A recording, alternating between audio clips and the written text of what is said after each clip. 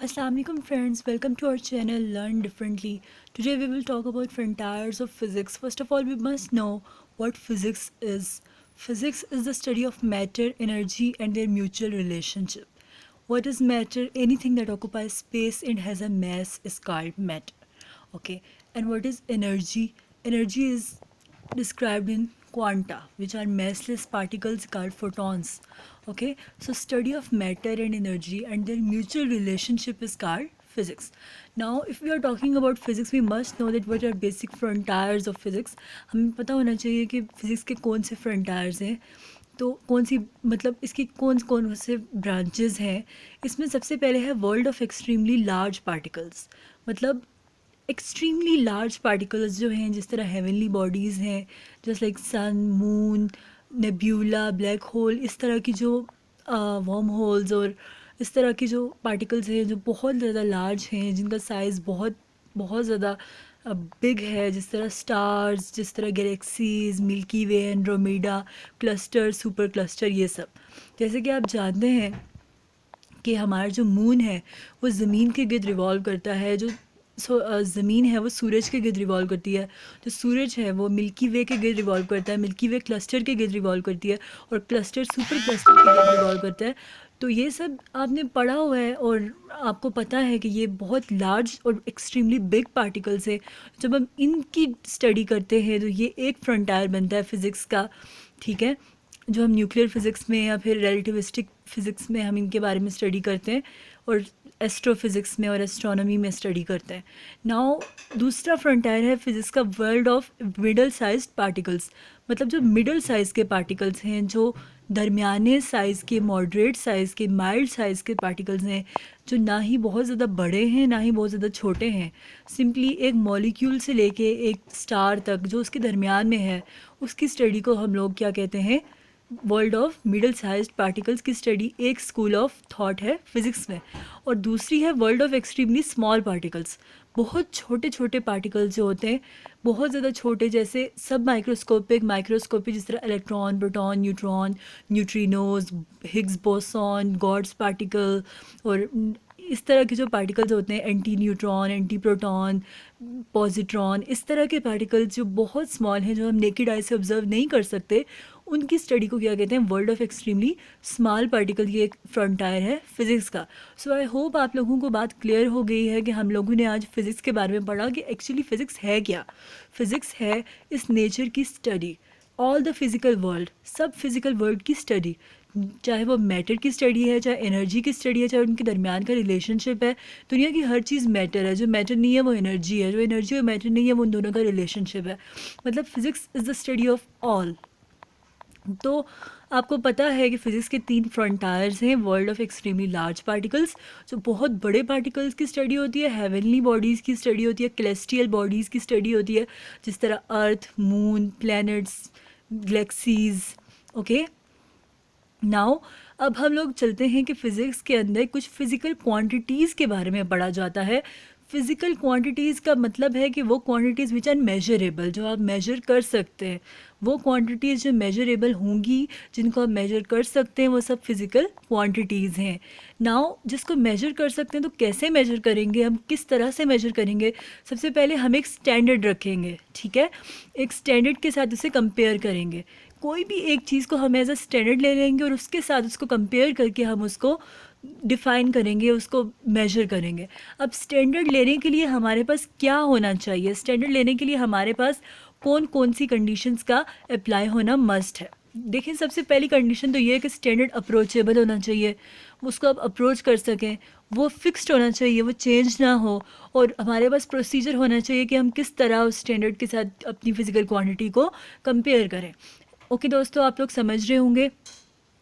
तो हमारे पास ऐसा स्टैंडर्ड सीज़ियम क्लॉक का हम लोगों ने स्टैंडर्ड लिया हुआ है.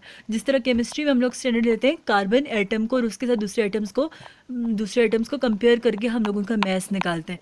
इसी तरह फिज़िक्स में जो स्टैंडर्ड है दैट इज़ सीज़ियम क्लॉक. कि सीज़ियम के एटम किस रेट के साथ वाइब्रेट करते हैं और फिर उसके साथ हम बाकी चीज़ों को कंपेयर करते हैं. नाउ फिजिकल क्वांटिटीज़ की दो ब्रांचेस हैं, एक है बेस क्वांटिटीज़ और एक है डिराइव्ड क्वांटिटीज़. ठीक है, फिजिकल क्वांटिटीज़ दो तरह की होती हैं, मेजरेबल क्वांटिटीज़ दो तरह की होती हैं. क्वांटिटीज़ मीन्स किसी चीज़ का मैग्नीट्यूड, किसी चीज़ की वैल्यू, ये दो तरह की है.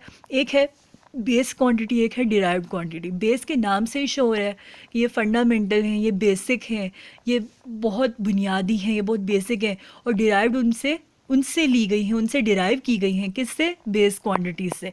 अब बेस क्वांटिटीज़ जो होती हैं वो किसी से डिराइव नहीं होती, वो बहुत बेसिक होती हैं. ठीक है, लेकिन बेस क्वांटिटीज़ से आगे डिराइव्ड क्वांटिटीज़ डिराइव होती हैं. अब बेस क्वांटिटीज़ में 7 फिजिकल क्वांटिटीज आती हैं: length, mass, time, intensity, number of moles, temperature, density. ये सब चीज़ें कहाँ से आती हैं? फिजिकल क्वांटिटीज़ में बेस क्वांटिटीज़ से आती हैं. नाउ जो बेस क्वांटिटीज़ हैं उनके यूनिट्स को भी बेस यूनिट्स कहते हैं. जिस तरह लेंथ का यूनिट है मीटर, मास का यूनिट है केजी इन फिज़िक्स, टाइम का यूनिट है सेकंड, इंटेंसिटी का यूनिट है कैंडीला, और किसका? टेम्परेचर का यूनिट है केल्विन, और नंबर ऑफ मोल्स का यूनिट क्या होगा? उसका कोई यूनिट नहीं है, वो मतलब उसको इसी मोल से ही शो करते हैं. Number of moles has no unit.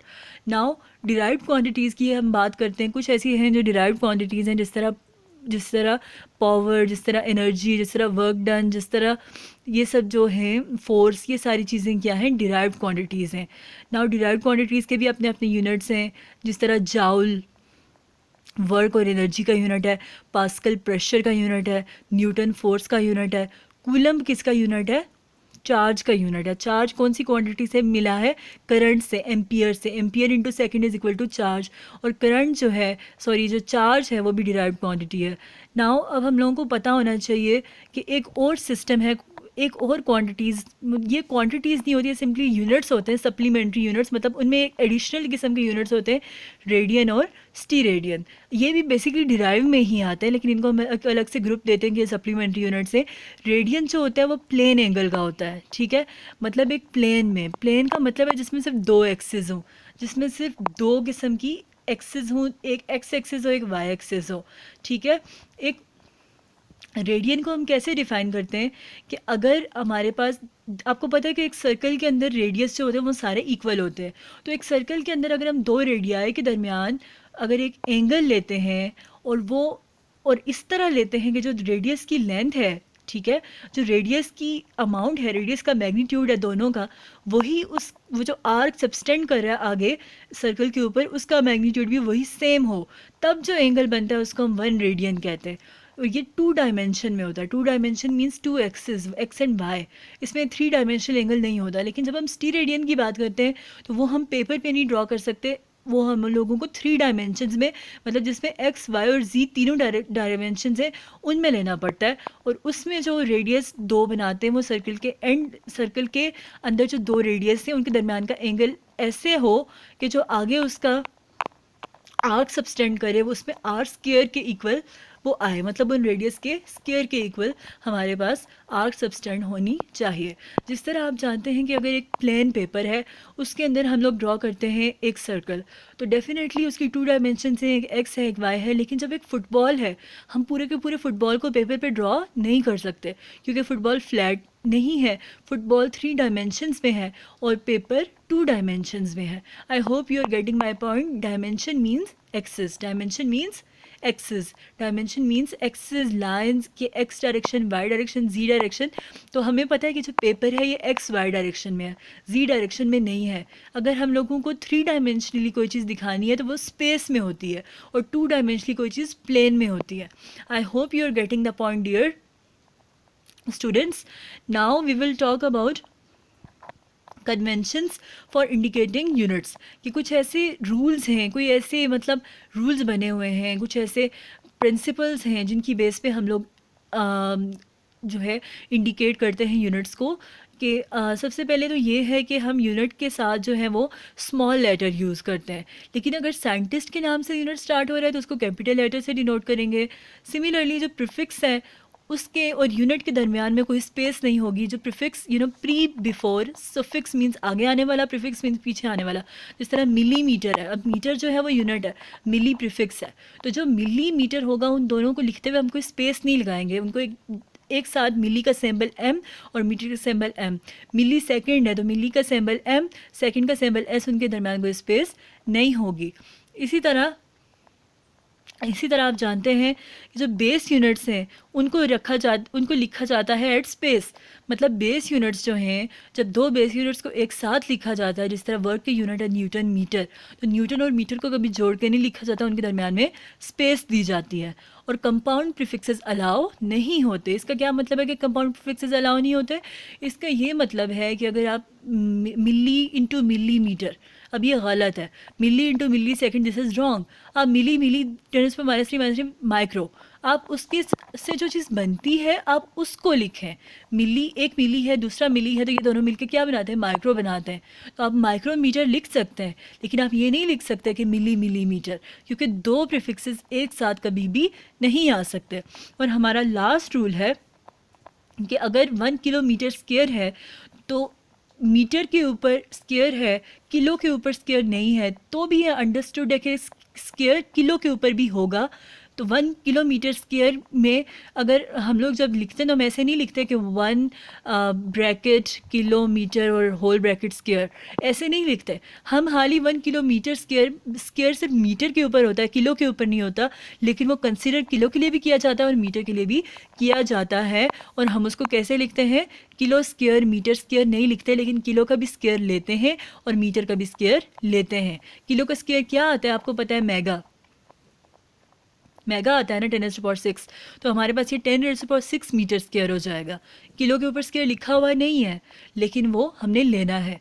और साइंटिफिक नोटेशन में क्या आता है कि नंबर जो एक्सप्रेस्ड होते हैं in the form of power of 10, जिन नंबर्स को हम लोग पावर ऑफ 10 की फॉर्म में एक्सप्लेन करते हैं, स्टैंडर्ड फॉर्म में एक्सप्लेन करते हैं, इस चीज़ को हम साइंटिफिक नोटेशन कहते हैं। जिस तरह 1 × 10⁻², 1 × 10⁻10, जो भी 10 की पावर की मतलब कंडीशन में एक्सप्लेन होंगे, जिसमें 10 की पावर से हम लोग उनको एक्सप्लेन कर रहे होंगे, स्टैंडर्ड फॉर्म में एक्सप्लेन कर रहे होंगे, that is scientific notation. Okay, so I hope you are getting the point. Don't forget to subscribe our channel, and now I hope that you are getting what we are saying. So thank you so much.